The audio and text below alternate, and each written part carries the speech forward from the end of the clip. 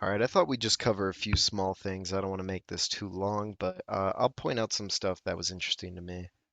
Right off the bat, we see Eric trade one of the more important pieces when you're playing the modern defense. He trades off his knight, and overall, I don't think this was bad. Uh, just rather interesting.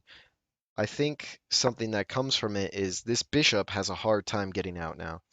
Uh, you'll see later that when it gets to a3, it's just pretty much blocked off. Eric does a great job. He pushes his pawns forward, and that dark square bishop on white has a tough time getting involved.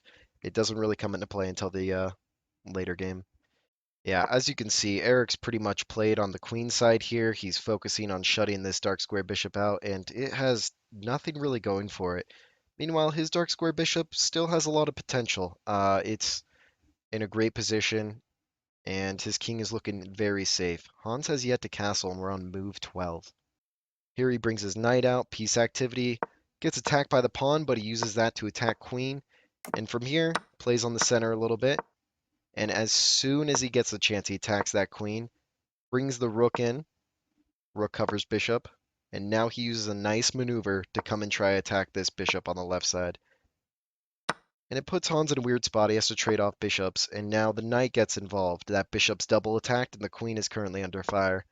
The queen comes to attack his knight, but he takes back with the pawn, and now it's dark bishop for dark bishop, but Eric has a significantly better dark bishop. Hans brings his bishop back. He's trying to get some sort of activity, but you know Eric's not going to let him. Alberta Oil. You've got to invest early, otherwise you're just screwed. Here, Eric makes an interesting play. He takes a pawn, but at somewhat of a high cost. There's scary potential for this bishop to move off somewhere, and this knight is just completely hanging right now. Obviously, Hans has to move his rook first, which he does, but still, this bishop is immobile, and Eric does a very good play here to get rid of that problem. He offers the queen trade, Hans accepts.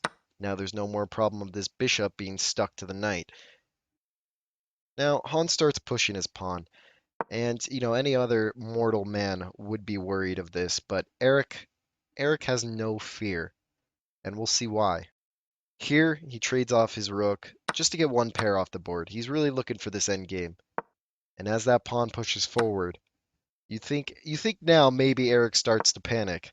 There comes the bishop. There's no way to protect this pawn from queening unless you sack the rook.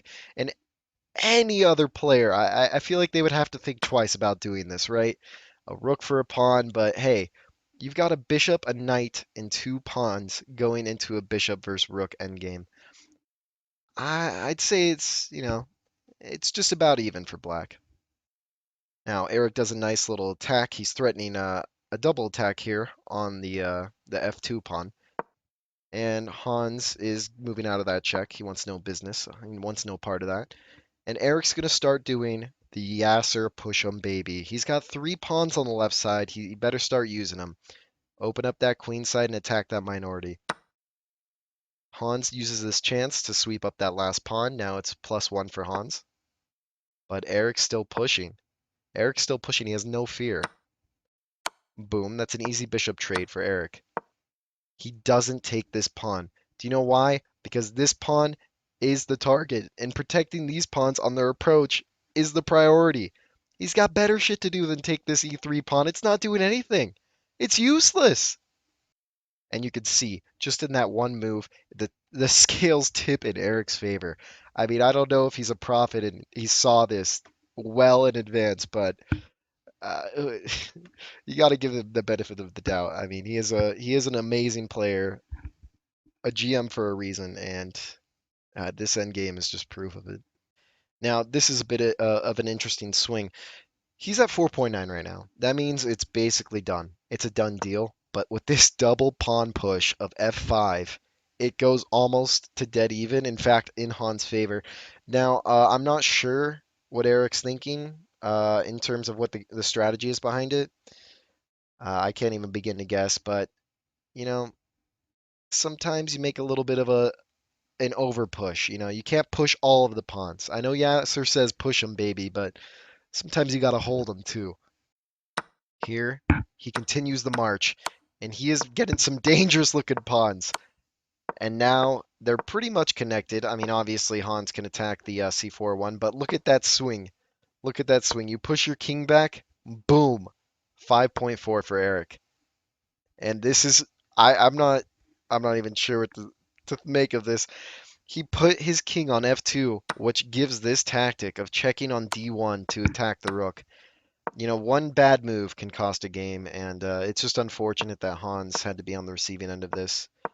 And this is where it pretty much wipes. The knight is not hanging, of course. If Hans were to take it, Eric would push for a queen. So it ends in a few more moves. Hans knows it's over, but he's just playing it for shits and gigs.